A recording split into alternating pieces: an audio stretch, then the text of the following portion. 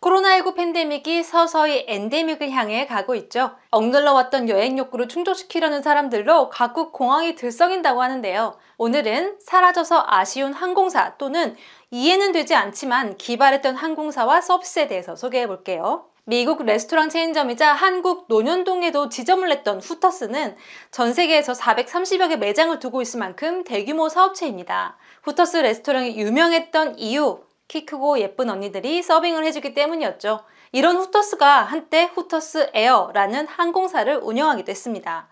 저가 항공사를 표방한 후터스 에어는 2003년에 설립됐는데요. 후터스 레스토랑이 그랬던 것처럼 후터스 에어의 비행기에는 일반적인 승무원의 유니폼과는 사뭇 다른 짧은 상하를 입은 승무원들이 탑승했습니다. 이 승무원들은 일명 후터걸이라고 불렀고요. 이 후터걸들은 일반적인 기내 업무가 아닌 오락을 주로 담당한 것으로 보입니다. 비행 중 승객들과 이야기하거나 게임을 했고 기념사진을 찍는데 바빴다고 하죠. 후터스 레스토랑에서 서빙을 담당하던 직원들을 교육시킨 후에 비행기에서 승무원으로 일하겠다는 설도 있습니다. 하지만 후터스 에어는 2000년대 중반에 불어닥친 세계적인 유가 급등에 사업이 어려워졌고 결국 개업 3년 만인 2006년에 문을 닫았습니다. 주님을 믿는 분들에게는 어쩌면 꿈과 같을지도 모를 항공사 실제로 있었습니다. 일명 주님의 항공사로 불린 이 항공사는 1985년 당시 미국 뉴저지의 한 사업가가 설립했고요. 계획은 미국 마이애미에서 이스라엘까지 매주 3편의 직항 항공편을 운행하는 거였죠. 당시 이스라엘 성지에 가려는 순례자들은 마이애미에서 뉴욕을 한번 거치는 연결편을 타야 했거든요. 이 항공사는 기내 곳곳에 십자가를 걸고 십계명을 적어뒀고요. 주님의 뜻에 따라 기내에서는 음주 금지, 기내에서 상영되는 영화는 무조건 종교적인 영화였고 기내에 배치된 책도 잡지가 아닌 성경책 뿐이었다죠. 운임료의 4분의 1은 선교사업 자금으로 사용하겠다는 계획도 있었습니다. 설립자인 아리마샬은 러시아인에게도 영국인에게도 항공사가 있다. 그런데 왜 주님은 자신만의 항공사를 가지지 않았나? 라고 반문하면서 항공사의 존재 이유를 주장했죠. 하지만 이 항공사는 항공기 유지보수 작업에 차질이 생기면서 미국 연방항공청의 허가를 받지 못했고 결국 문을 닫아야 했습니다. 요새야 자식 같은 반려동물 데리고 비행기 타는 일이 조금은 쉬워졌지만 예전엔 그렇지 못했죠. 현재도 반려동물 탑승이 불가한 항공사가 많고요. 비행기를 타고 여행을 가고 싶어하는 집사들을 위해 2009년에는 미국에서 펫 에어웨이즈라는 반려동물 전용 항공사가 등장했습니다. 이 항공사는 뉴욕과 워싱턴, 시카고, LA 등 주요 12개 도시를 취항했고요. 오로지 동물만 손님으로 받았죠. 기내에는 애완동물 전담 승무원이 배치됐고요. 맞춤형 온도와 산소를 유지해주는 서비스를 제공하기도 했습니다. 기린, 코끼리 같은 이런 동물까지 이용하진 못했고 개, 고양이, 돼지 등 집에서 키울 수 있는 동물만 고객으로 받았고요.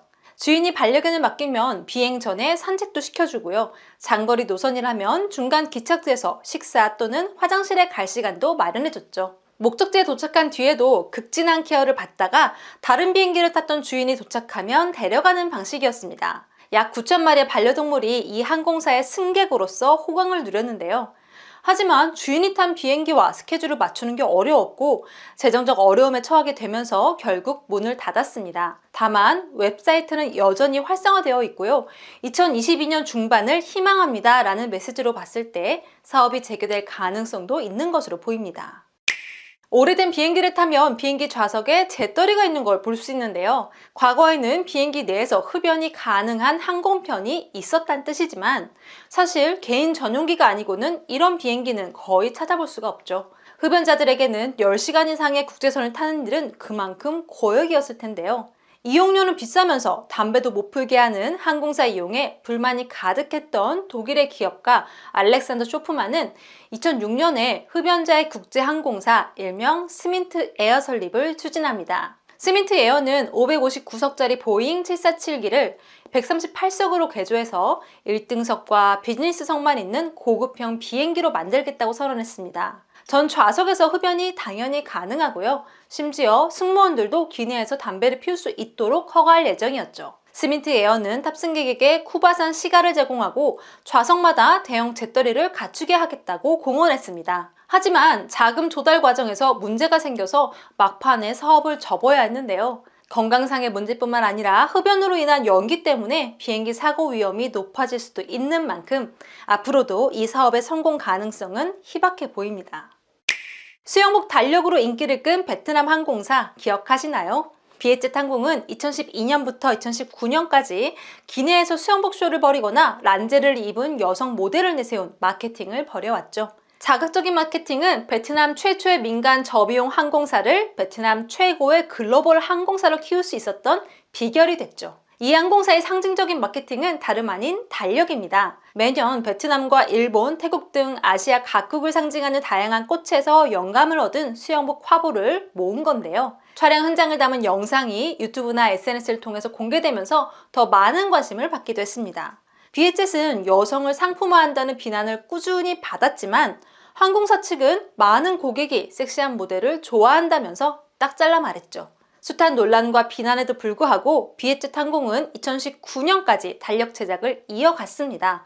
하지만 코로나19 팬데믹 시작 이후에는 더 이상 이런 마케팅을 볼 수가 없었죠. 코로나19 봉쇄가 완화되면서 여행업계와 항공업계가 활기를 되찾기 시작한 2022년 비에젯이 어떤 마케팅을 선보일지에 많은 눈이 쏠려 있습니다.